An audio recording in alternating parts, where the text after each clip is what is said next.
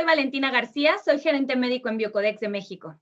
Primero que nada, esperamos que ustedes, sus familias y todos sus seres queridos se encuentren muy bien.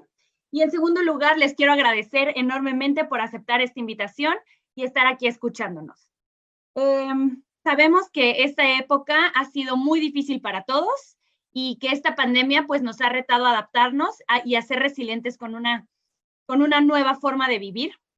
Y en Biocodex estamos muy conscientes de que la educación médica continua tiene que seguir de alguna forma y por eso hemos tomado la decisión de adaptarnos a estas herramientas digitales que a veces nos pueden jugar un poco chueco, pero que pues sin duda nos han facilitado mucho esta nueva realidad. Y gracias a ellas el día de hoy podemos estar aquí reunidos. Así que una vez más, muchísimas gracias y sean todos muy bienvenidos. En esta ocasión, tendremos la presencia de dos extraordinarios profesionales de la salud y excelentes personas. Voy a empezar a presentar a nuestro ponente internacional, que nos habla desde el Perú. El doctor Aldo Maruy es pediatra gastroenterólogo del Hospital Cayetano Heredia.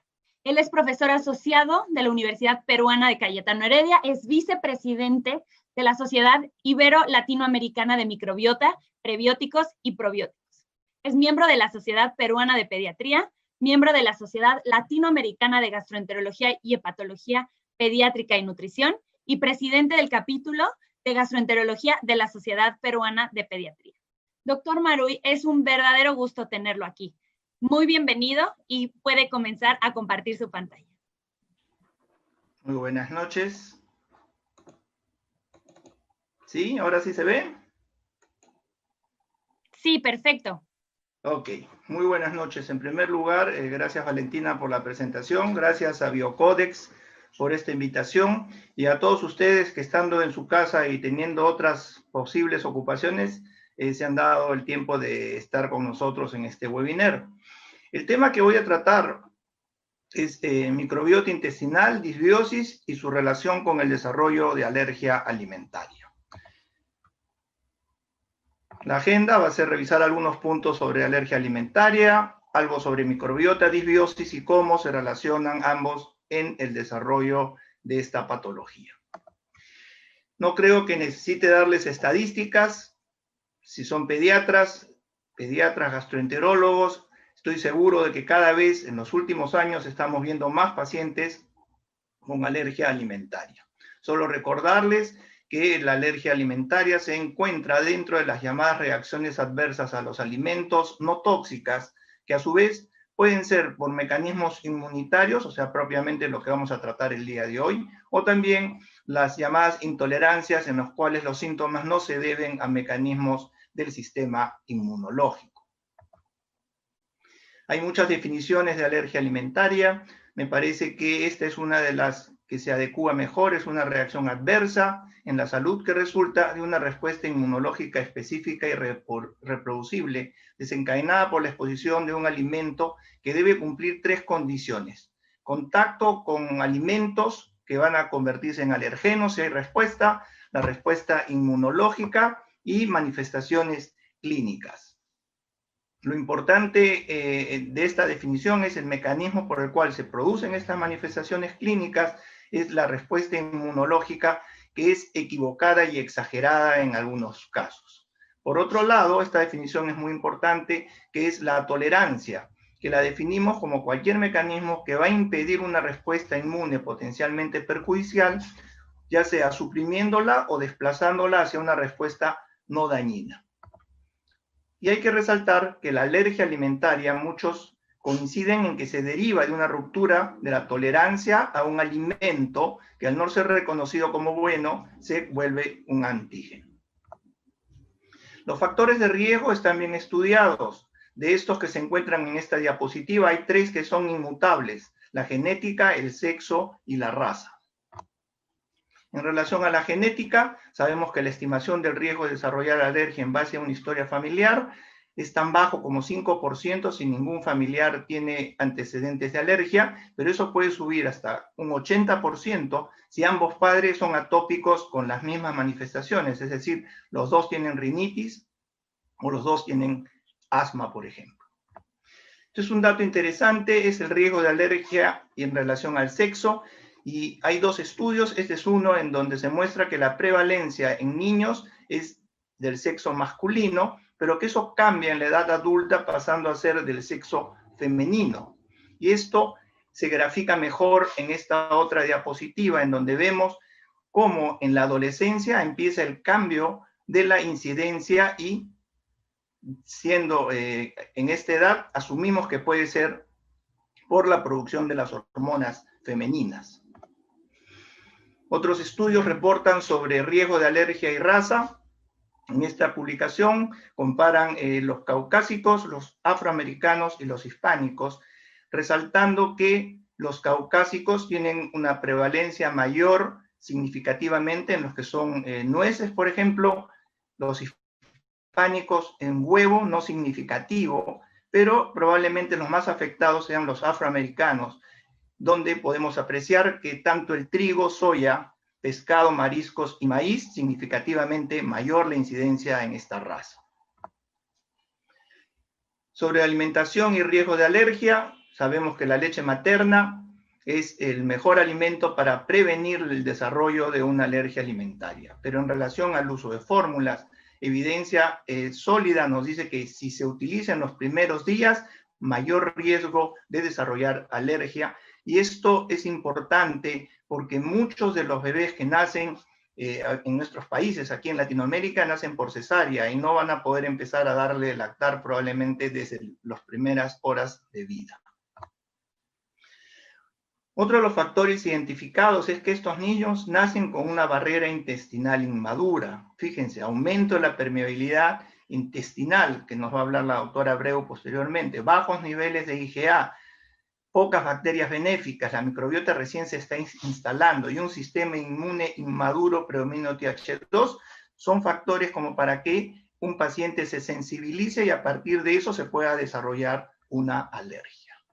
Y en relación al sistema inmaduro TH2, en este caso el alergeno atraviesa el epitelio intestinal, es captado por una célula presentadora de antígenos hacia el TH0 y este va a desarrollar la respuesta llamada TH2, que es la respuesta característica de la alergia. Es una respuesta mediada por IgE con la liberación de estas interleuquinas.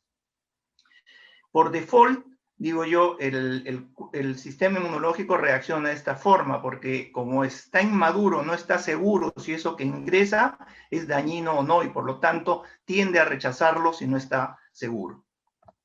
Finalmente, en relación a la cesárea y el riesgo de alergia, este estudio en Grecia mostró que quienes nacieron por cesárea tuvieron 3.15 veces más chance de desarrollar alergia alimentaria cuando se comparó con los niños que nacieron de parto vaginal. Lo interesante de este estudio es que si ustedes pueden ver de todos los factores, la historia familiar de atopía y el parto por cesárea son los que más problemas o mayor riesgo de alergia tienen. ¿Por qué el aumento de las enfermedades alérgicas en los últimos años? Tenemos diferentes teorías o hipótesis. La más conocida probablemente es la de los años 80, la teoría llamada o hipótesis de la higiene por Strachan, que postuló que al achicarse las familias y al disminuir las infecciones, aumentaron las enfermedades atópicas. Otra hipótesis se refiere básicamente a que el uso de antibióticos y cambios en la dieta promueven una disbiosis y la desaparición de las bacterias comensales benéficas. Y finalmente, la que ahorita se acepta con mayor seguridad es la de los viejos amigos, ¿no? En este caso, estamos hablando de la transición del ambiente rural al urbano, el cambio de comida a comida chatarra, el uso de antibióticos, erradicación de enteropatógenos, vacunas que impiden o reducen la incidencia de infecciones, pueden promover una microbiota alterada que en un paciente con predisposición genética lo va a llevar a desarrollar una alergia. Rápidamente recordarles, las manifestaciones clínicas de una alergia alimentaria pueden ser dermatológicas, gastrointestinales y respiratorias. Mientras más pequeño el niño, más probable que sean gastrointestinales y dermatológicas. El diagnóstico se hace mediante una historia clínica completa y la prueba de eliminación y reto. Las pruebas de laboratorio no nos ayudan en estos casos porque pueden haber alergias no mediadas por IgE y las pruebas de prick test y patch test pudieran salir negativas en esos casos. El tratamiento es excluir el alergeno mínimo 6 meses o hasta el año de edad. Si el niño recibe lactancia materna exclusiva, se sugiere que la madre haga una dieta. No hay un consenso, pero básicamente como la leche de vaca, el huevo son probablemente, y el maní son los tres productos que son los que más problemas traen, se sugiere que la madre haga una dieta quitando esos productos de su dieta. En el caso que reciba una fórmula, debe cambiarse a una fórmula extensamente hidrolizada o de aminoácidos libres. ¿Cuál es la evolución de estos niños? Sabemos que aquellos niños que tienen alergia a la proteína de leche de vaca, 50% de ellos al año de edad toleran este producto, pero en algunos casos se puede tardar un poco más y el 90% recién se alcanza alrededor de los 8 o 10 años. En el caso del huevo y trigo, 50%, mejoran entre los 5 y 10 años, pero cuando hablamos de frutos secos y pescados, lamentablemente estas tienden a persistir hasta la edad adulta. El antecedente de una alergia alimentaria a temprana edad se ha relacionado con el desarrollo de las llamadas alergias respiratorias, lo que se conoce como la marcha alérgica, inicialmente manifestaciones dermatológicas o gastrointestinales que después cambian a procesos alérgicos respiratorios. Pero también, más recientemente, información sobre trastornos gastrointestinales funcionales en estos niños, enfermedad inflamatoria intestinal y también trastornos psiquiátricos. Y esto por lo que ahora conocemos en relación a la microbiota intestinal. Recordemos que la microbiota intestinal son los microorganismos que viven en forma habitual en distintos sitios del cuerpo humano y que desarrollan tareas benéficas para el organismo. Sabemos bien que hay muchos factores que pueden alterar lo que sería el desarrollo normal de la microbiota intestinal en un niñito. Tenemos factores maternos ya identificados, tenemos factores natales como el tipo de parto y también los postnatales. Todos ellos pueden llegar en algunos casos a producir alteraciones en la colonización inicial de estos niños con consecuencias a futuro. Lo ideal es que la microbiota sea lo más normal que se pueda para que pueda desarrollar las funciones que conocemos. De todas las que están aquí, yo me voy a centrar el día de hoy en lo que es el desarrollo del sistema inmunitario intestinal.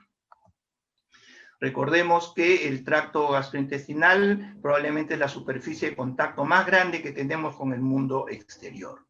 La mucosa intestinal se encuentra con millones de bacterias y partículas de alimentos y debe decidir si es que estos son perjudiciales o no, y de acuerdo a lo que decida es que va a desarrollar la respuesta inmune. En algunos casos puede ser una respuesta local, como es la inmunidad de mucosa. En otros puede requerir de una respuesta sistemática, pero si considera que no es perjudicial, va a desarrollar la muy importante respuesta de tolerancia, que es la que nos permite recibir alimentos sin que haya un rechazo por parte del huésped. ¿Por qué es importante la microbiota intestinal para lo que es la tolerancia? Bueno, en primer lugar, la microbiota, como sabemos, promueve la producción de defensinas y función de barrera epitelial en forma directa, pero también a través del sistema inmune innato mediante la secreción de la interleuquina 22. Por otro lado, la microbiota intestinal produce butirato que promueve la generación de los T reguladores que van a bloquear o suprimir la respuesta TH2, pero por otro lado va a promover la secreción de IgA e IgG4 por las células B. Y todo esto es muy importante para la adquisición de la tolerancia. Pasemos a una alteración de esta microbiota, que es la disbiosis. Esto fue descrito ya hace mucho tiempo por Mechnikov, al notar o de alguna manera, describir bacterias patógenas alteradas en el intestino. Pero la definición de la disbiosis probablemente pudiera ser que son cambios cualitativos y cuantitativos en la microbiota intestinal, su actividad metabólica y distribución local, por el predominio de patógenos, de los patógenos sobre los simbiontes beneficiosos. Hay muchas causas de perturbación de la microbiota, probablemente la más conocida sean los antibióticos, pero recuerden ustedes también que se puede alterar por el uso de edulcorantes, inhibidores de bomba de protón, entre otros. ¿Por qué es que se produce la disbiosis? Cuando los antibióticos atacan la microbiota intestinal, lo que van a producir es una disminución de la diversidad, ¿sí? Entonces, al haber una disminución de la diversidad, uno de los caminos que puede seguir esa microbiota es, después de un tiempo, regresar a la diversidad normal. Y esto se conoce como resiliencia. Pero por otro lado, en algunos casos, luego de esta alteración, el huésped no regresa hacia lo que era el basal y se constituye en un estado estable alternativo, y esto es lo que conocemos como disbiosis. Entonces, muchos de los factores que hemos mencionado pueden producir disbiosis en el recién nacido, y agregando lo que hemos mencionado, que esta barrera intestinal, la permeabilidad de la barrera intestinal está alterada, podemos concluir de que estos niños van a tener un mayor riesgo de desarrollar alergia. Ya lo que es muy importante es que esto puede ser fundamental, sobre todo en los famosos 1000 días, los primeros 1000 días, que sabemos que es el tiempo que ocurre desde la concepción hasta los 2 años. Entrando al tema de la microbiota y alergia alimentaria, hay diferentes estudios que han caracterizado las diferentes bacterias en niños con alergia y niños sanos. Tenemos estudios en leche de vaca, hay diferentes alergenos. Lo que es cierto es de que no hay un consenso, no hay un patrón, no hay una sola bacteria que predomine. Todavía esto es algo que está por definirse probablemente, pero si quisiéramos hablar sobre microbiota que promueve enfermedades atópicas, por ejemplo, en esta diapositiva, vamos a ver que aquellas microbiotas que tienen disminución de la diversidad o que promueven la respuesta TH2 van a ser probablemente las que van a promover enfermedades atópicas. Por el otro lado, las bacterias que van a promover la secreción de ácidos grasos o la producción de ácidos grasos de cadena corta, sobre todo butirato, que tienen una mayor diversidad y que inducen la respuesta, los T reguladores, van a tender a que haya más tolerancia. Lo concreto hasta este momento es que la disbiosis precede el inicio de la alergia alimentaria. La microbiota intestinal, los primeros 6 meses de vida, es relevante en el desarrollo de la alergia alimentaria. Ningún taxón bacteriano específico parece estar asociado de manera consistente con el inicio de alergia alimentaria. Sin embargo, vamos a ver algunos datos interesantes al final de la charla. Y la disbiosis podría influir no solamente en la aparición, sino también en el curso de la enfermedad de alergia alimentaria. Es decir, hay una relación marcada entre lo que es la disbiosis y lo que pudiera ser tanto el desarrollo como el perpetuar la alergia alimentaria. Esta es una propuesta del doctor Bernie Canani sobre lo que es la pirámide de las enfermedades alérgicas. Aquí en la base encontramos a la microbiota intestinal, pero que cuando se altera y presenta disbiosis, empieza a presentar una serie de problemas que van desde lo que es la alergia alimentaria, siguiendo por la marcha alérgica, pasando por diferentes disfunciones gastrointestinales, hasta llegar a lo último que es trastornos funcionales y también las alteraciones neuropsiquiátricas reportadas últimamente en relación a lo que es disbiosis. ¿Cuáles son las intervenciones clínicas que podrían mitigar este riesgo de alergia? Bueno, reducir cesáreas, uso indiscriminado de antibióticos, promover la lactancia materna, aumentar el consumo de fibras fermentables, medicamentos tópicos antiinflamatorios. Como podemos ver, todas estas medidas son o coinciden con aquellas que nosotros de alguna manera sugerimos para que el desarrollo de la microbiota intestinal sea lo mejor que se pueda. Todas estas medidas, como dije, van a llegar al desarrollo de una microbiota normal que va a permitir que el sistema inmunológico desarrolle la respuesta de tolerancia en forma adecuada y así evitamos el problema de la alergia alimentaria. El doctor Bernie Canani va más allá y propone que ante un paciente con riesgo de desarrollar alergia alimentaria, lo que se debe hacer es una evaluación metagenómica y metabolómica del microbioma intestinal. En el caso de que el paciente sea eubiótico, debemos diseñar programas educacionales para que se preserven así, es decir, evitar estos factores, sobre todo en alimentación y uso o abuso de antibióticos o medicamentos, para que el paciente persista en esta eubiosis. Si por el contrario se detecta disbiosis, lo que se sugiere son intervenciones personalizadas, esta llamada medicina personalizada para la modulación de este microbioma intestinal para retornar a la eubiosis y por eso tener una protección contra el desarrollo de una alergia alimentaria. Si ya se presentó la alergia, ¿cuáles son las potenciales modalidades para la manipulación del microbioma intestinal? La dieta alta en fibra, sabemos los beneficios que ya tienen, pero también tenemos los probióticos, los prebióticos, los simbióticos y el trasplante fecal. Rápidamente recordamos los probióticos con microorganismos vivos que administrados en cantidad suficiente mejoran la salud del huésped.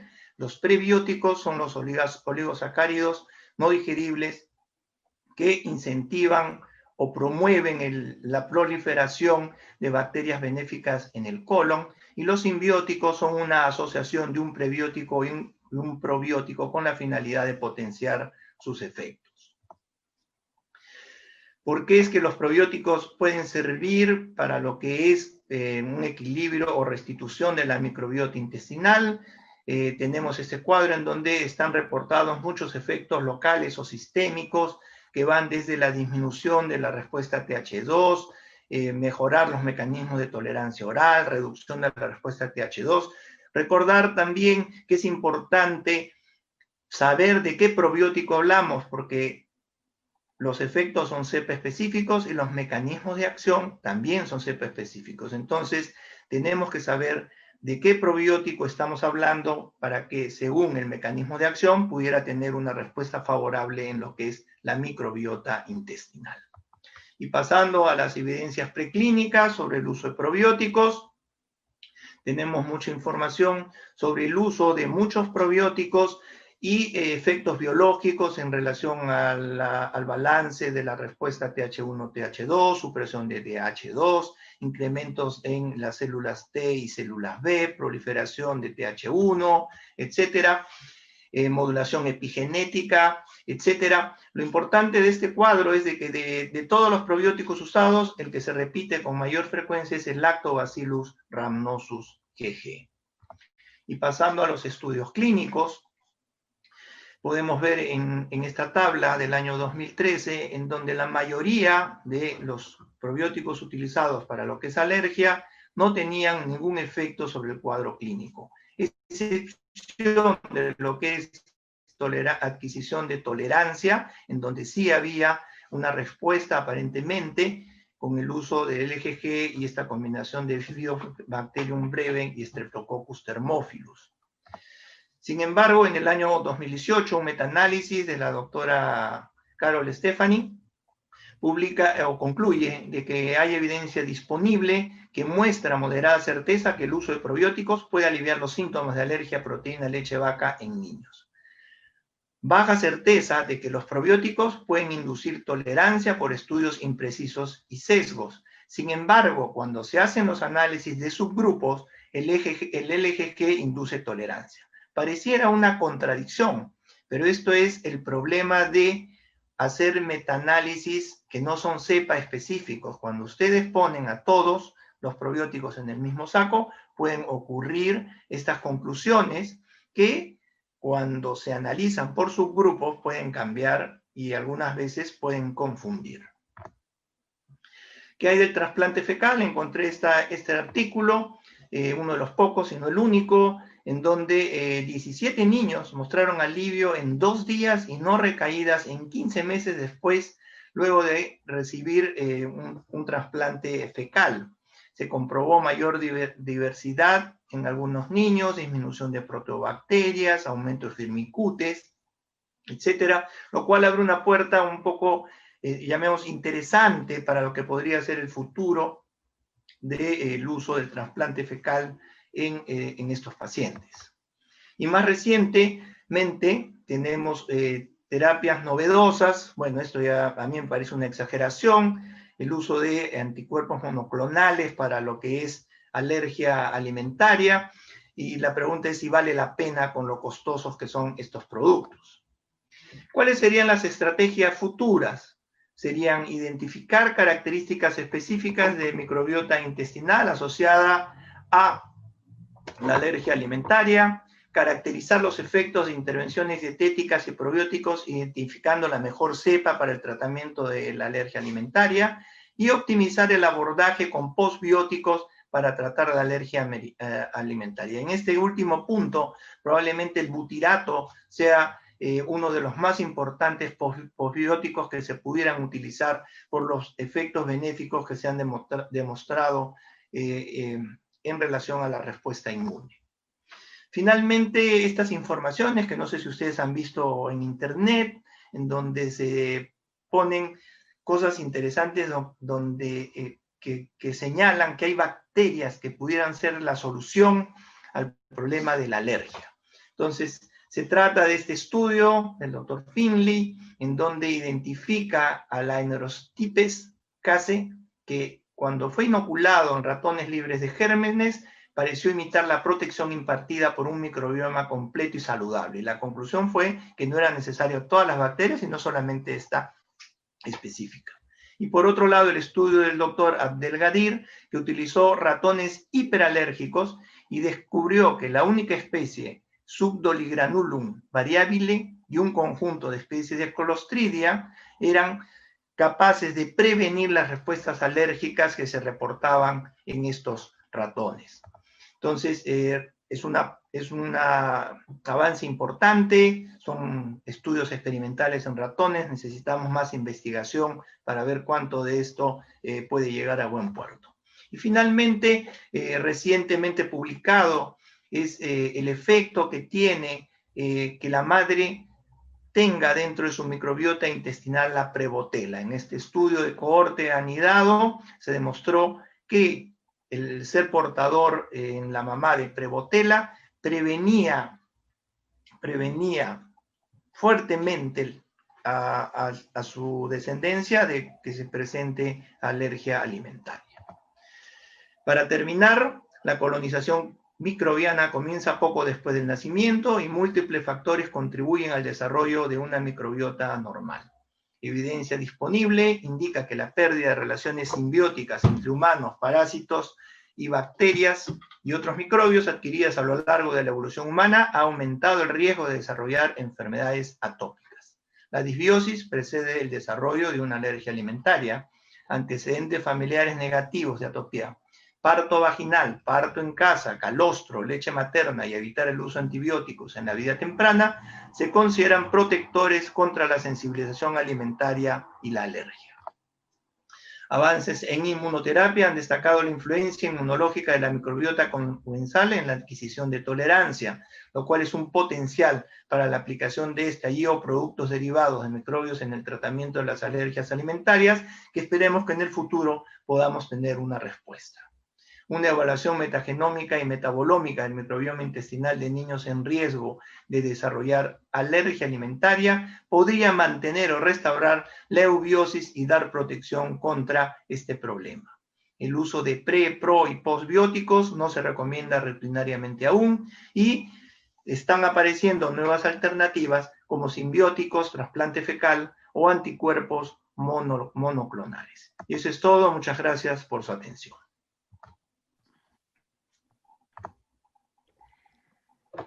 Maruy, como siempre es un honor verdaderamente escucharlo. Muchísimas gracias por esta extraordinaria presentación. Y bueno, antes de darle entrada a nuestra segunda ponente de la noche, la doctora Ana Abreu, les recuerdo que todos pueden hacer preguntas escritas en el icono en donde tiene dos burbujas de diálogo que dice preguntas o Q&A. Y al final de la presentación de la doctora Ana, yo voy a moderar la sesión de preguntas de ambas presentaciones. Ahora presentaré brevemente a la doctora Ana Teresa Abreu. Ella es médico internista con una subespecialidad en gastroenterología y neurogastroenterología, y entre múltiples estudios médicos y títulos académicos, ella es protesorera de la Sociedad Iberoamericana de Microbiota, Prebióticos y Probióticos. El tema que presentará la doctora Abreu es un tema sumamente científico y muy interesante, y hablará del concepto de intestino permeable y sus consecuencias. Doctora Abreu, es un verdadero honor también para nosotros tenerla hoy como ponente y le agradecemos muchísimo haber aceptado esta invitación. Bienvenida y adelante, puede compartir su pantalla.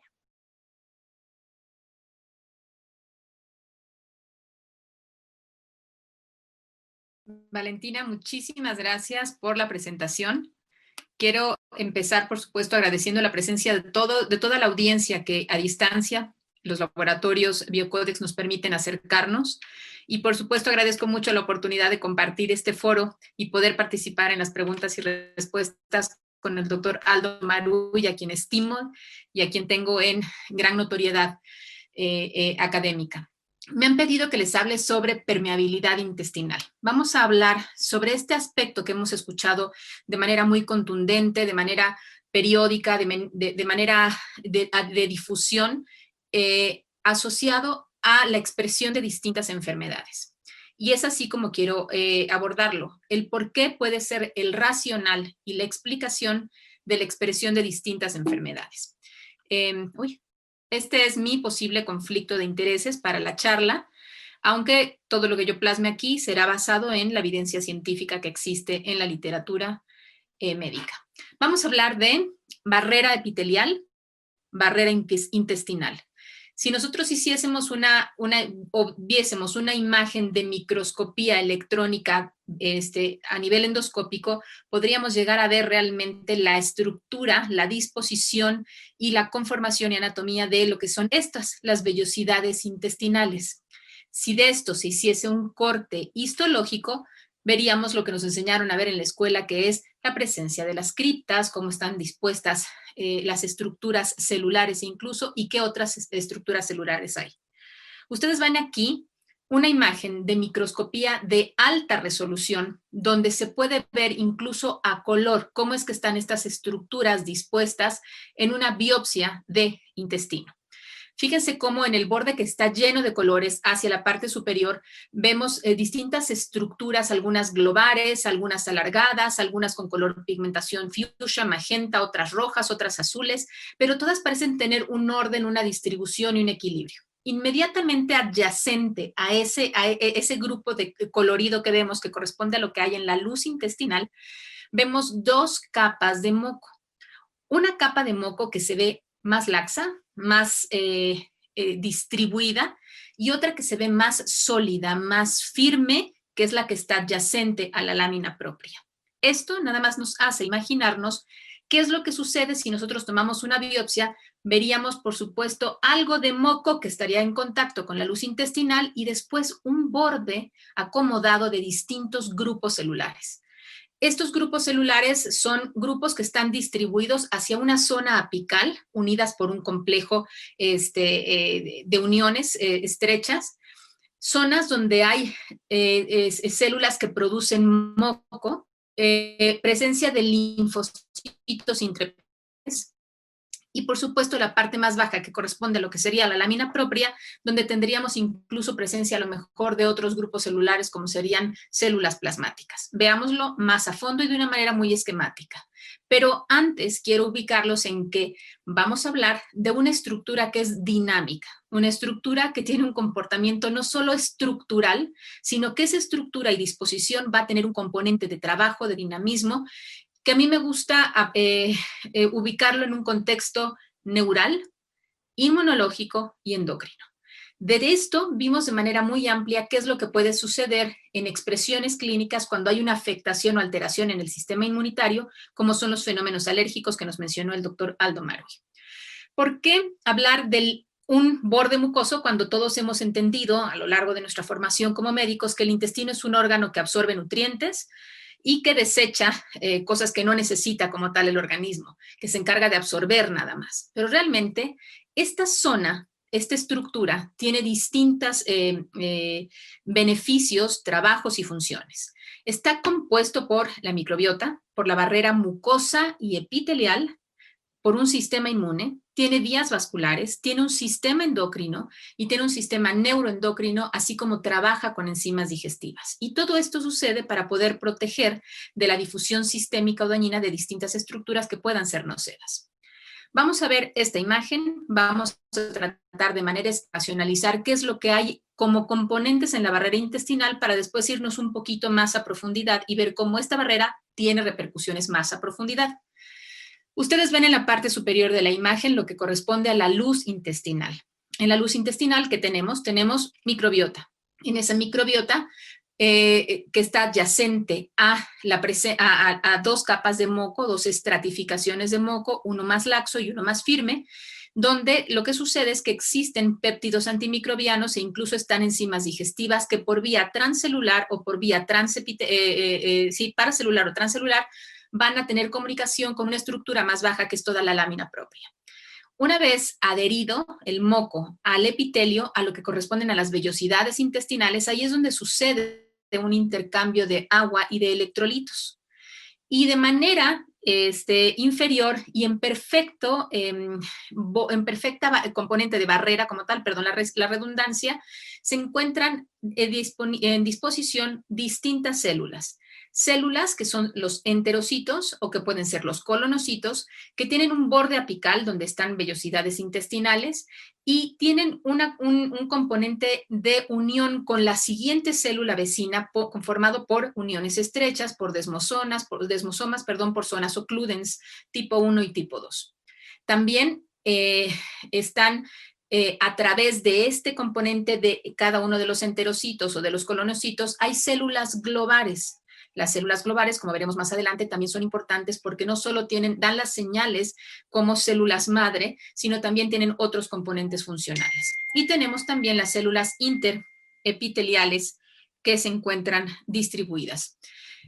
Esto es lo que podríamos ver solo en un segmento de la barrera intestinal, pero si nosotros amplificamos esta misma estructura a observar la lámina propia, entonces podríamos ver cuál es la funcionalidad de lo que está a nivel de la microbiota y por esas vías celulares, paracelulares, así como la presencia de péptidos y de enzimas digestivas o de agua o de electrolitos, van a haber cierta información que va a llegar y se va a traducir y va a tener un impacto sistémico desde la lámina propia.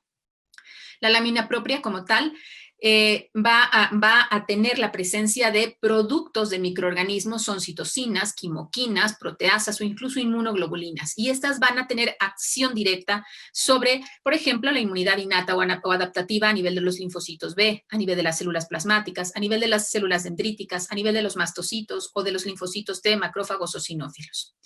Y si lo entendemos no solo desde un aspecto de inmunidad, sino además un aspecto muscular, podríamos entender que dependiendo de a lo mejor los electrolitos que estén, por ejemplo, aperturas o señales de canales de calcio, puede haber actividad, por ejemplo, de la musculatura lisa. Pero hay más.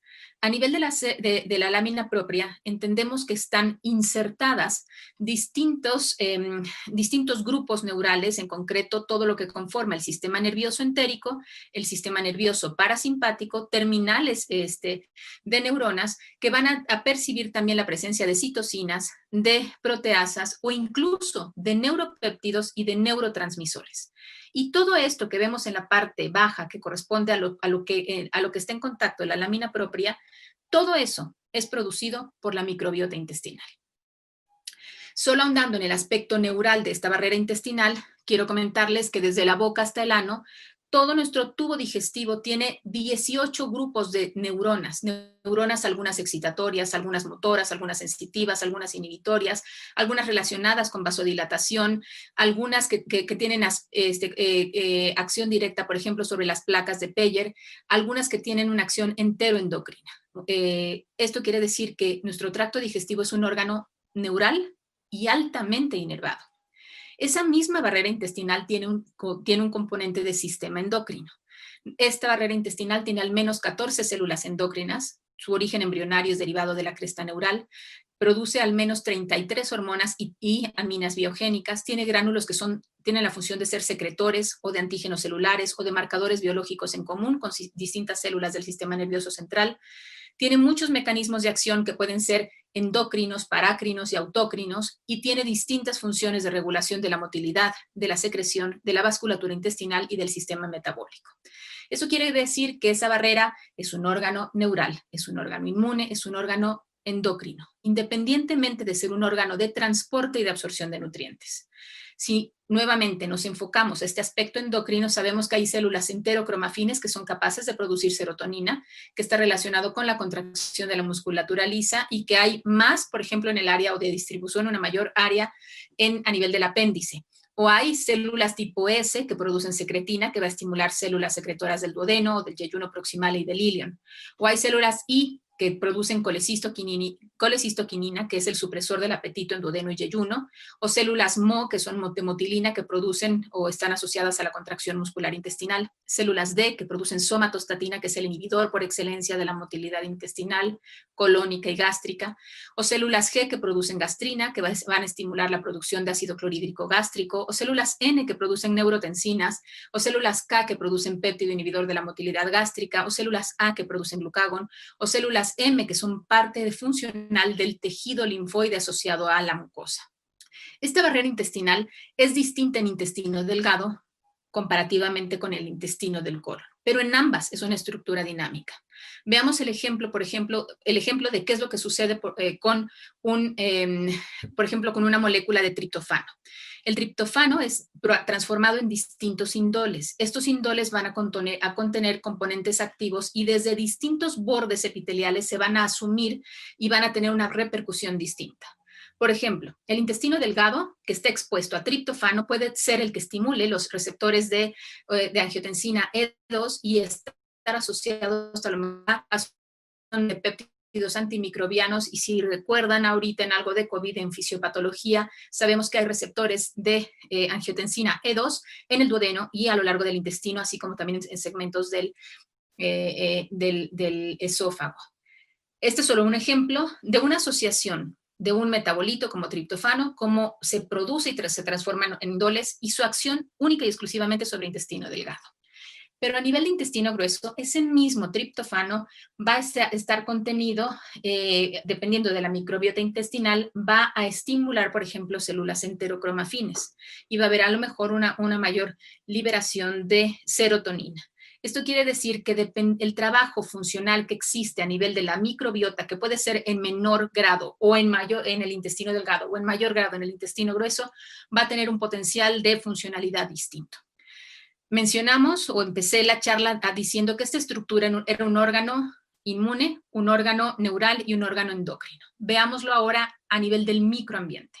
Si a nivel del microambiente, dependiendo del tipo de microbiota que haya en la luz intestinal, nosotros vamos a tener una condición de barrera intestinal, donde puede haber una adecuada vecindad entre cada una de las células de los enterocitos, con fortaleza en las uniones estrechas, con vellosidades intestinales amplias y con un borde mucoso adecuado.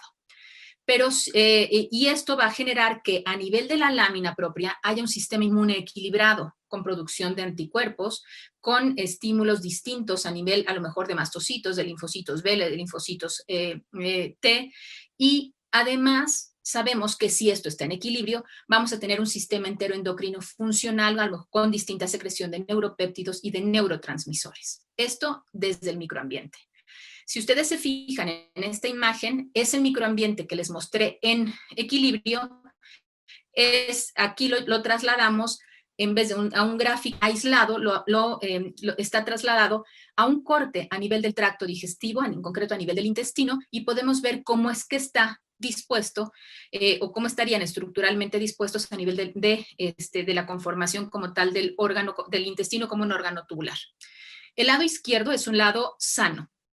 En este lado sano vemos como en la luz intestinal hay presencia de microbiota y pueden ustedes ver algunos bastoncitos de color azul. O pueden ver presencias a lo mejor de inmunoglobulinas o presencia de mucina ya más asociada a nivel del moco. El moco tiene dos capas de distribución, una laxa que se ve un poquito más rosa y una más gruesa que es adherida al epitelio intestinal, que es color amarillo, pero se ve con una distribución homogénea, gruesa, adherida a las vellosidades intestinales. Y al final correspondería la distribución de esa barrera donde hay una vecindad adecuada entre enterocitos o células epiteliales una con la otra. Si nosotros vemos esto, lo vemos en salud, lo vemos en equilibrio o lo vemos en eubiosis, entre comillas, vemos cómo hay una perfecta interacción con la presencia de las bacterias intestinales hacia el torrente sanguíneo o hacia la percepción de células neurales o hacia la percepción de eosinófilos o macrófagos o mastocitos, dependiendo de lo que haya trabajado esa microbiota,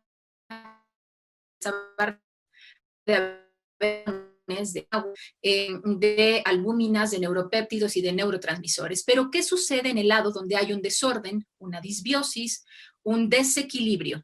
Lo que sucede de manera de interno a externo, veríamos que de entrada hay un cambio en la microbiota intestinal. Hay otras presencias de no solo moléculas, sino otros tipos de bacterias. Aquí, por ejemplo, hay algunos cocos o hay algunos bacilos y cambia la diversidad y la abundancia de estos microorganismos. Y a lo mejor podríamos encontrar una mayor expresión de inmunoglobulina, y a lo mejor una mayor permeabilidad paracelular que va a llevar incluso a la presencia hacia el torrente sanguíneo, a lo mejor de interleucinas proinflamatorias. Pero también debe haber, al haber este desorden, estructuralmente hay una pérdida de la densidad del moco. Ustedes pueden ver como en la parte más apical de la imagen o proximal, vemos como hay una capa delgada de moco, pero en ambas estructuras.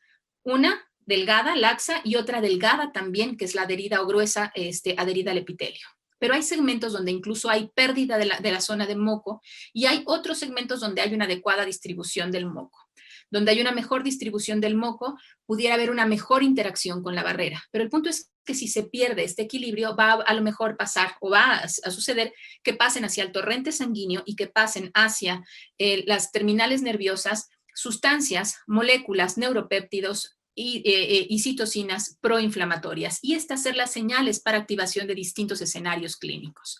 Esto quiere decir que la producción de moco a nivel de las células caliciformes, el incremento que pueda existir a nivel del paso del transporte transcelular de iones o de secreciones de agua hacia el lumen por actividad o pérdida de las uniones estrechas, la permeabilidad intestinal donde están involucrados eosinófilos, monocitos, mastocitos o bien alteraciones a nivel de uniones estrechas, inmunoglobulina A, mucina 2, factor de necrosis tumoral alfa o factores de crecimiento o incluso interneucinas anti o proinflamatorias van a ser productos o consecuencias de lo que suceda a nivel de la barrera intestinal.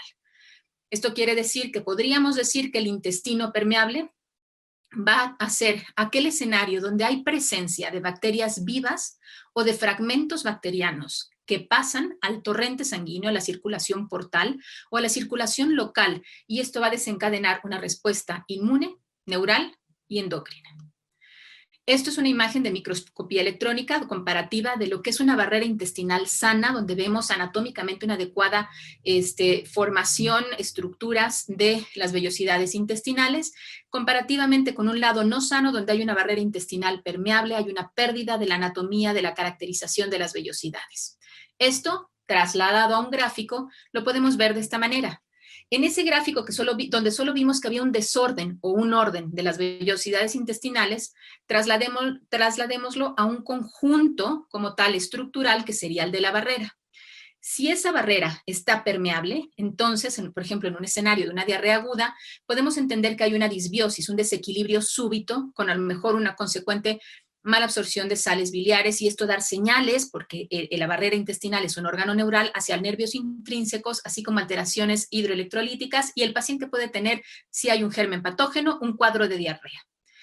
Si esta permeabilidad intestinal se deja señales de inflamación de bajo grado, puede favorecer un escenario clínico que llamamos, por ejemplo, síndrome de intestino irritable postinfeccioso, donde ya no hay un agente infeccioso único, patógeno, sino ya hay un ambiente de disbiosis y desequilibrio que sigue perpetuando esta alteración a nivel de absorción de las sales biliares y que manda información ya no de un escenario agudo, sino de un escenario crónico a nivel de los nervios intrínsecos y va a mandar sobre todo el nervio vago, señales hacia el sistema nervioso central que podemos integrar en ansiedad o en depresión.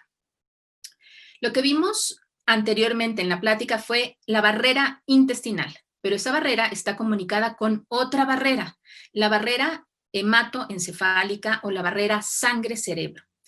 Cuando, curiosamente, de manera estructural, cuando hay una pérdida de la barrera intestinal, también hay una alteración, una pérdida de la barrera hematopoyética o sangre-cerebro.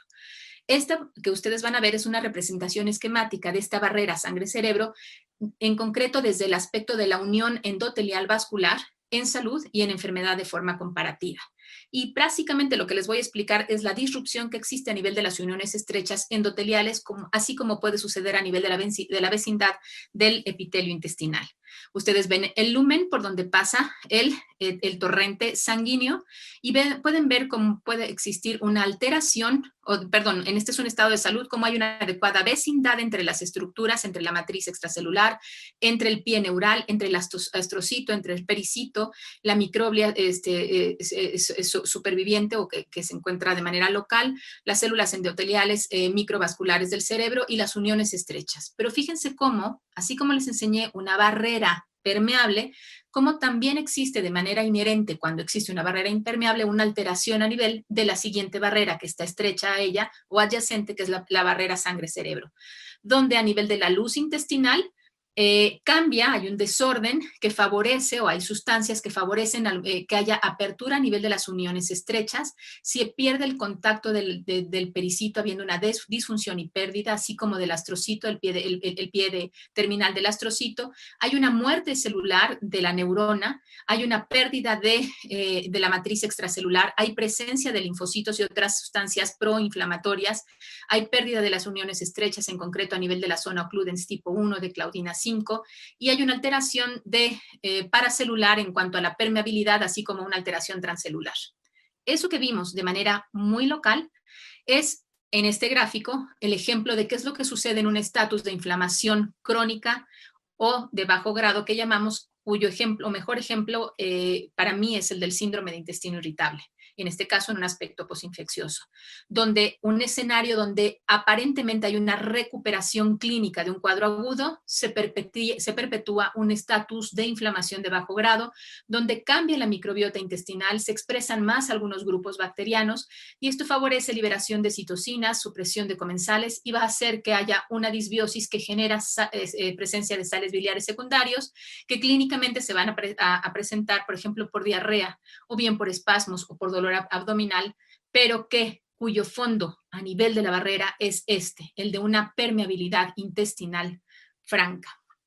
Ahora veamos este aspecto de manera esquemática, pero con una repercusión más de algo que siempre hablamos desde la barrera intestinal, que es el eje cerebro-intestino. La base de este gráfico sería la microbiota intestinal conformada por la presencia estructural, por decirlo así, de estos grupos o recuadros color gris.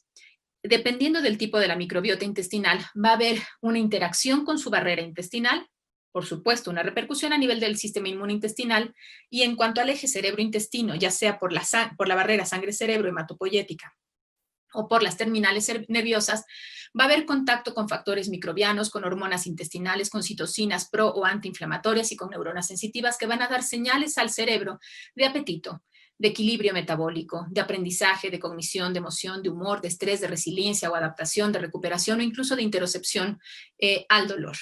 Y el cerebro va a integrar, dependiendo de toda esta información en cuanto a moléculas, va a integrarlas y va a dar señales de eferencia o de acción por vía de neuronas autonómicas y de factores neuroenteroendocrinos que van a llegar al sistema inmune desde el intestino, van a llegar a la barrera intestinal y van a interactuar con la misma microbiota, haciendo este eje de ida y vuelta, aferencia, cerebro-intestino. ¿Cómo se mantiene la integridad de esa barrera intestinal? Se mantiene desde un aspecto fisiológico, con la secreción de agua, secreción de ácido gástrico, con la presencia y producción de moco y con la presencia de las sales biliares en la digestión. Depende, por supuesto, también del pH que existe a nivel mucoso, de la integridad del borde mucoso, de la motilidad intestinal, de la inmunidad sistémica y la mucosa local y de las interacciones entre la diversidad bacteriana. Y recordar que el intestino delgado y el intestino grueso son distintos, desde la densidad de población de bacterias siendo mayor a nivel colónico y menor a nivel del intestino delgado, así como la distribución de moco, la capa de moco laxa y densa que está adherida o adyacente al epitelio intestinal. Esta barrera es una interfase que tiene una interfase de equilibrio con muchas capas de defensa y todas van a estar actuando de manera simultánea.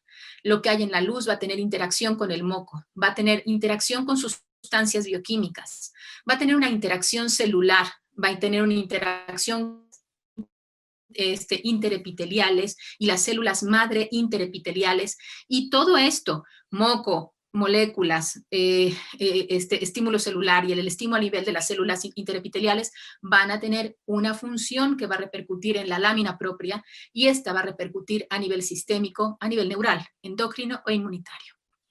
¿Cómo sucede esto? Si nosotros estamos en equilibrio o con una barrera competente, vamos a tener un estatus de salud, porque nuestra misma barrera va a tener los mecanismos de regeneración de salud, donde se van a desechar a lo mejor enterocitos viejos y van a ser reemplazados por células nuevas que van a cumplir en su potencial todas sus funciones.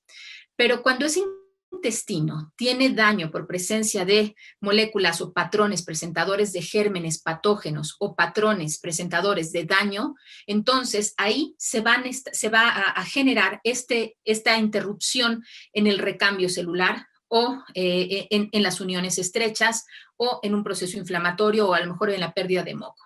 Y esto va a generar un estatus de desequilibrio, de disbiosis, donde va a haber va a repercutir en un daño crónico, y siempre piensen que no es algo local. Ese borde está irrigado por distintas venas y arterias, va a tener una vasculatura que va a favorecer que tanto por torrente sanguíneo como por una vía neural haya comunicación con neuropéptidos, neurotransmisores, citocinas proinflamatorias y distintas moléculas, incluso hormonales, que van a tener repercusiones.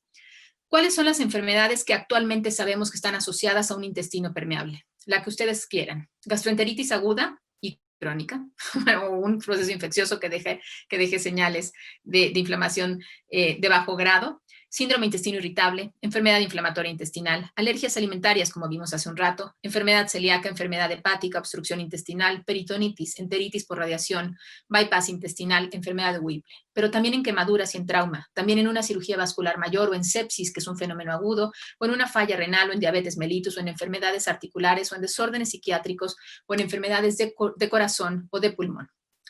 Este gráfico del doctor Robin Spiller, que yo creo que es de las personas que más ha descrito el eje cerebro-intestino, es muy claro en ver qué es lo que sucede a nivel esquemático cuando hay una presencia de gérmenes patógenos a nivel de la luz intestinal. Todos los mecanismos de defensa del hospedero están activos, y están activos a nivel del ácido gástrico, de las sales biliares, del moco, de las defensinas, de inmunoglobulina A, de inmunocitos y de incluso la misma microbiota que está comensal.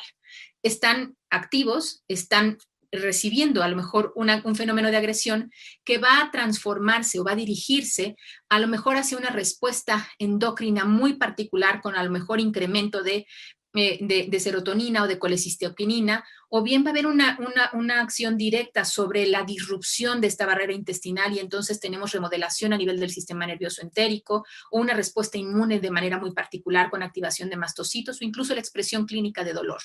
Y cuando hay una disrupción de la microbiota, pensando que esto puede suceder o sucede habitualmente en un contexto generalizado y simultáneo, vamos a entender que hay una alteración a nivel de ese transporte celular, intercelular y paracelular, con una absorción alterada, porque hay distintas moléculas, distintas presencias de neuropéptidos y de citocinas.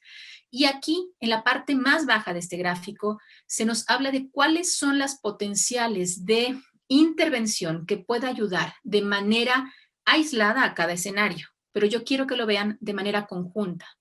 Cuando a veces nosotros tratamos un síndrome de intestino irritable donde hay una sobrepoblación bacteriana, una mayor fermentación, una mayor presencia de ciertos metabolitos, entonces nosotros usamos a lo mejor antiespasmódicos para corregir el dolor, pero podemos usar algunas moléculas que pueden actuar sobre 5-hidroxitriptamina. Pero también, y fíjense más a la derecha, y aquí se los resalto, cómo podemos hacer intervenciones que van a repercutir en las otras, en las previas que están simultáneamente alteradas, con intervenciones de probióticos, de prebióticos y de antibióticos. O bien, no solo probióticos, prebióticos y antibióticos, sino también fibra, y entonces producir y estimular distintas acciones sistémicas desde un aspecto local, desde el aspecto de la funcionalidad y competencia de esa barrera. Por ejemplo, estimular con la microbiota intestinal a nivel de la vía inmunitaria, con señales del nervio vago, con presencia de la circulación sistémica, a lo mejor de interleucinas, estímulo de la microglia, de los monocitos, de los macrófagos, de los neutrófilos, en concreto hacia la circulación sistémica, hacia la inflamación local que puede existir a nivel inmune o la inflamación, ver cómo puede tener estas repercusiones a favor o en contra en motivación, humor, actividad motora, depresión, autismo o incluso, ¿por qué no?, una entidad clínica psiquiátrica como sería esquizofrenia.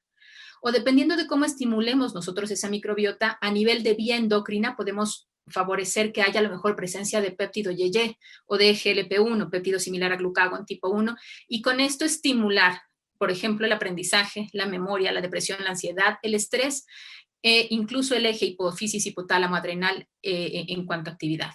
O bien, como por una vía vagal, podemos hacer que se produzca ácidos grasos de cadena corta, acetato, propionato, y como bien dijo el doctor, yo creo que el producto oro, que sería el butirato, pero también estímulo de hormonas como son insulina, leptina, grelina, y con esto a lo mejor dar alguna necesidad mayor o menor de ingesta de alimentos, de aprendizaje y de memoria. Y también desde la barrera intestinal, por modulación de la microbiota intestinal, podemos tener estímulo de otras vías. Y aquí, nuevamente, dependiendo de los productos metabólicos, podemos tener a lo mejor un control del paso de ciertas moléculas y nutrientes desde la circulación hacia el cerebro por la sangre o por la circulación por la barrera hematoencefálica, o bien por la presencia de factores neurotróficos que van a regular el crecimiento, la sobrevida y diferenciación de ciertas neuronas o de sinapsis, y con esto repercutir en ansiedad, depresión, memoria, aprendizaje, neurogénesis y neuroprotección. Si esto sucede desde la microbiota intestinal, entonces se entiende por qué podemos tener una competencia y una funcionalidad a favor o demeritada. Mensajes para llevar. La barrera intestinal es una superficie muy amplia. ¿Está involucrada en la digestión y absorción de nutrientes? Sí. Pero además, es una barrera que está en contacto entre el ambiente interno y el externo y va a inhibir el paso de sustancias que son potencialmente dañinas.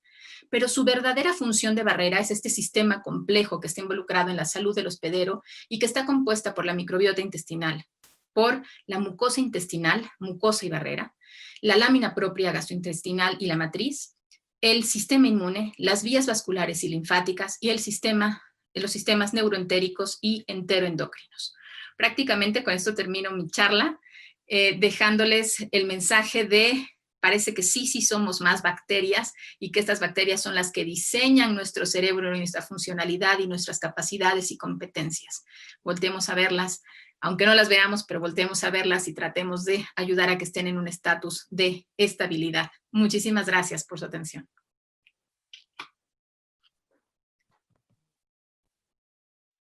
Doctora Ana, muchísimas gracias por esta excelente plática. Le agradezco muchísimo porque, como siempre he hecho de esta plática, que es un tema sumamente difícil y pues relativamente nuevo, el tema de permeabilidad intestinal, y un tema sumamente científico, una plática, la verdad, súper amena y muy interesante y muy entendible. Entonces, le agradezco muchísimo. Doctor Aldo, doctora Ana, ya estamos aquí. Vamos a iniciar la sesión de preguntas y respuestas. Por favor, a todos los participantes de esta reunión, si tienen alguna pregunta, por favor, escríbanla en el chat. Y voy a empezar con la primera. Doctor Maruy, aquí dice de su plática, cuando hay disbiosis, por ejemplo, en diarrea infecciosa, ¿cuál es el sustento científico para avalar que una sola cepa probiótica corregirá la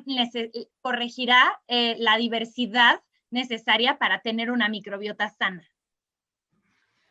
Lo que sucede es de que cuando hay una diarrea, no necesariamente se debe a una disbiosis, ¿correcto? O sea, tenemos generalmente diarreas agudas por virus, que es donde los probióticos de cepa única son los que tienen un resultado.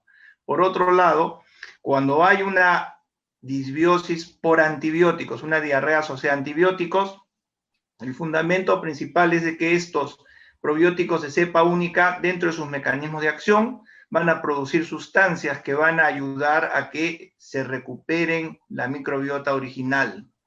Ese es el fundamento que hay, es por el mecanismo de acción principalmente. Muchas gracias. ¿Puedo también? Claro que sí, por supuesto. No es que una bacteria, realmente una cepa probiótica vaya a tener, por presencia, vaya a cambiar el ecosistema. Pensémoslo como que su presencia va a favorecer los aspectos mecanísticos para cambiar el pH intestinal, para producir citocinas antiinflamatorias, para producir bacteriocinas, y esto siempre va a impactar en el ecosistema intestinal, en la diversidad bacteriana. Puede proteger, por supuesto, ante un fenómeno infeccioso, puede de manera local proteger en este escenario por cambios en el pH, por producción de sustancias tróficas, por adherencia, por producción de bacteriocinas, puede ser el beneficio. Algunas, por ejemplo, como algunos microorganismos, por ejemplo, los saccharomycetales, en concreto, si bien no producen bacteriocinas, sí favorecen en su trabajo, por ejemplo, la hidrólisis de ciertos carbohidratos, y entonces el fenómeno de digestión está íntegro, que es lo que habitualmente se pierde en un escenario de diarrea o de diarrea asociada a antibióticos. Entonces, no es que una bacteria vaya a compensar la densidad de población de otras, es que esa bacteria va a trabajar haciendo que desde distintos aspectos mecanísticos se compense el ecosistema intestinal. Perfecto, muchísimas gracias. La siguiente pregunta dice, en cuanto a permeabilidad intestinal, entonces, ¿cómo podría tratar a un paciente y por cuánto tiempo? Bueno, la permeabilidad intestinal es el escenario que explica racionalmente qué es lo que está favoreciendo la expresión de alguna entidad clínica. Entonces, realmente lo que podría decir más que dar el tratamiento contra la permeabilidad es evitar que haya e inducir alteraciones en la barrera, tener un buen estilo de vida, ingerir los alimentos, la mayor cantidad de alimentos que uno pueda consumir en equilibrio. Cada grupo alimentario debe estar presente en nosotros como seres humanos, hacer ejercicio, evitar fenómenos agresores como uso de inhibidores de bomba de protones, tabaquismo, alcohol, desvelo. Todo esto va a repercutir en estos aspectos de la microbiota intestinal y van a repercutir, por supuesto, en los mecanismos de barrera. Entonces, ¿cómo tratarla? No agrediéndola. Hay otra opción alterna a no agredirla es fortalecer la barrera intestinal. Y el fortalecimiento puede lograrse con prebióticos, con fibras, con cereales, con semillas, con un equilibrio en los alimentos y, por supuesto, con la presencia de ciertas bacterias que induzcan este mecanismo de barrera, a lo mejor la generación de gránulos polifosfato que restablezcan las uniones estrechas, o bien la presencia de algunas bacterias que incrementen la densidad del moco, o algunos microorganismos como por ejemplo, en concreto, Saccharomyces boulardii, NSMI 745, que se ha visto que favorece que las vellosidades intestinales, que es donde se hidrolizan los carbohidratos, regreso a esa idea, se fortalezcan y entonces haya un adecuado fenómeno digestivo y presencia de enzimas. Entonces, cada una tiene su escenario, su nicho terapéutico, y podemos fortalecerla desde distintos aspectos, incluyendo nuestro estilo de vida. Claro. Muchísimas gracias. La siguiente pregunta para el doctor Maruy dice, doctor Maruy, gracias por el webinar, excelente plática. ¿Usted recomienda algún uso de probiótico como preventivo en un niño con alto riesgo de padecer alergia a la proteína de la leche de vaca? Bien, como hemos mencionado, no hay una recomendación a nivel de las organizaciones internacionales ni las guías, ¿no? A pesar de que hay algunas evidencias sobre el uso preventivo, todavía no hay una recomendación. Es más, en algunos casos se ha utilizado en embarazadas que están previo al parto, la utilización de algunos probióticos con la esperanza de que eso disminuya el riesgo de alergia, pero en realidad no hay una recomendación, no está recomendado por el momento, vamos a ver más adelante. Los estudios que he mostrado no muestran beneficio por el momento.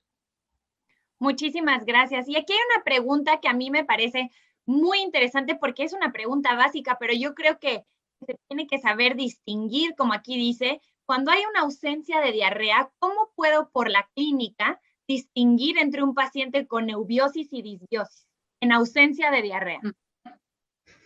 Oh, claro, ¿Quién quiere contestar? Perdón, yo.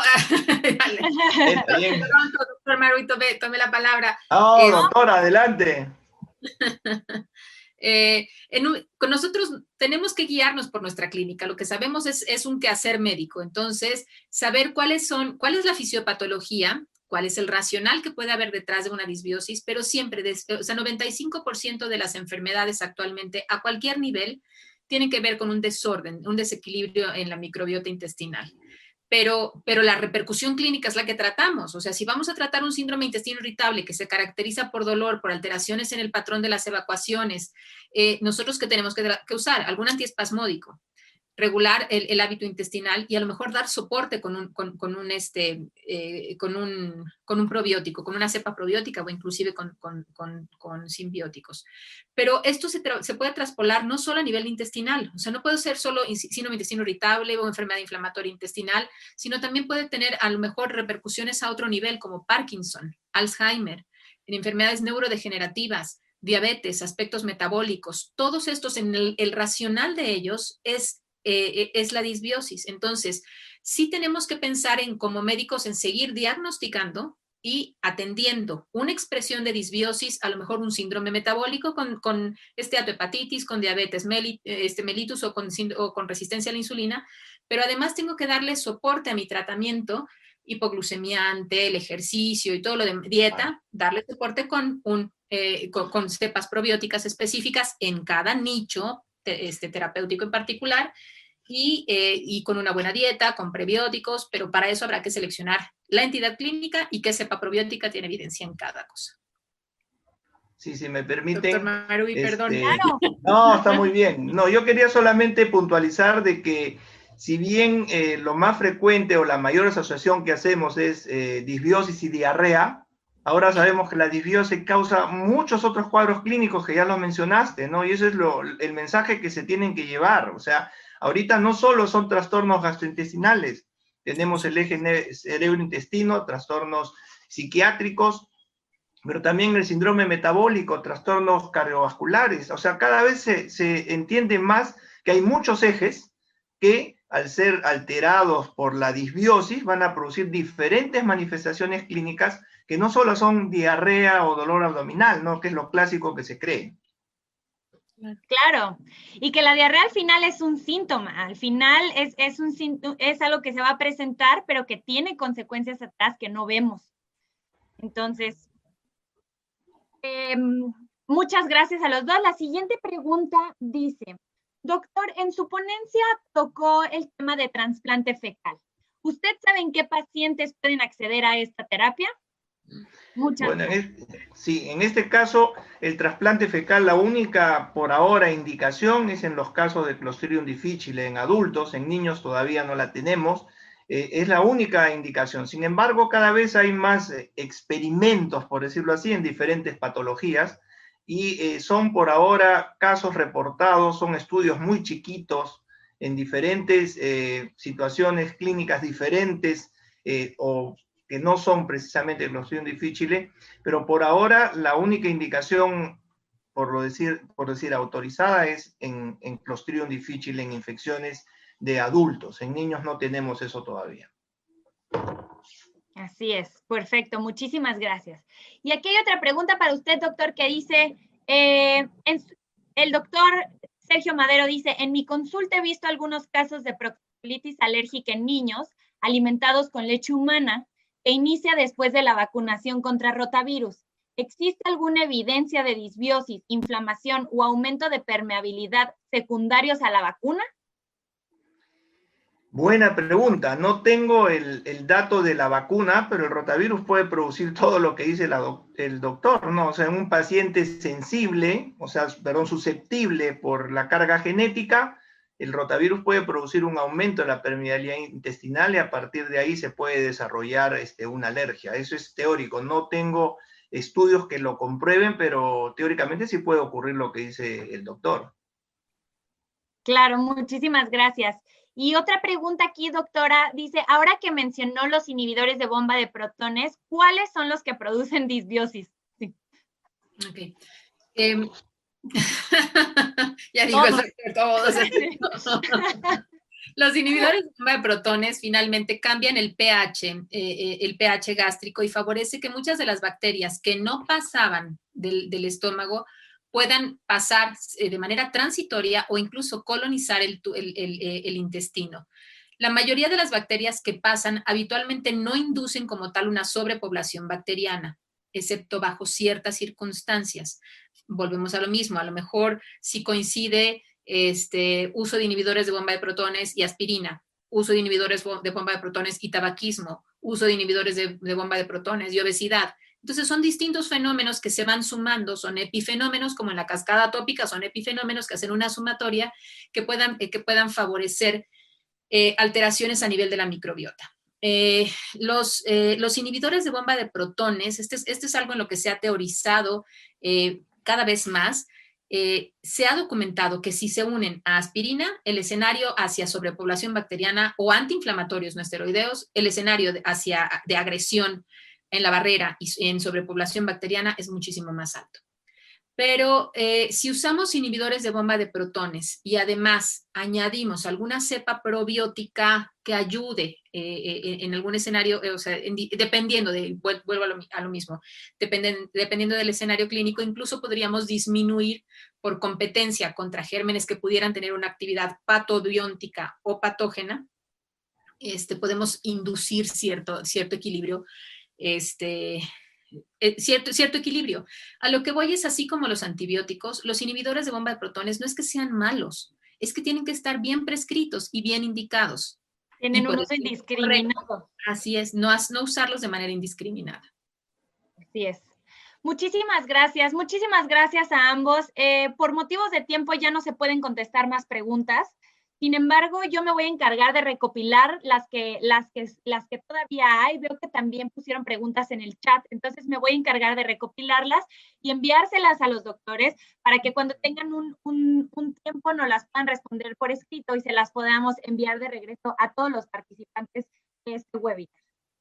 Les agradezco una vez más a todos los asistentes por haber escuchado y por haber estado esta noche con nosotros y esperamos de verdad, genuinamente, haber contribuido con información relevante y actualizada. Ese es nuestro único objetivo, que esté basada en la evidencia y que hable, pues, acerca de la importancia y del verdadero impacto que tiene la microbiota en nuestra vida, en la vida de un niño, en la vida de un joven y en la vida de un adulto mayor.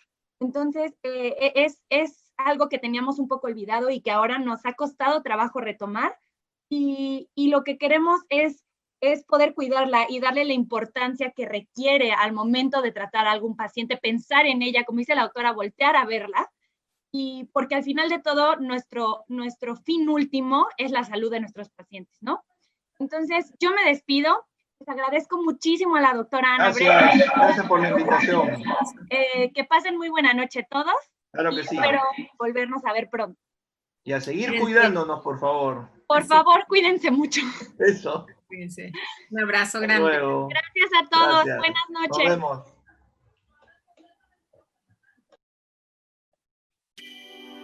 Vale, no te vayas.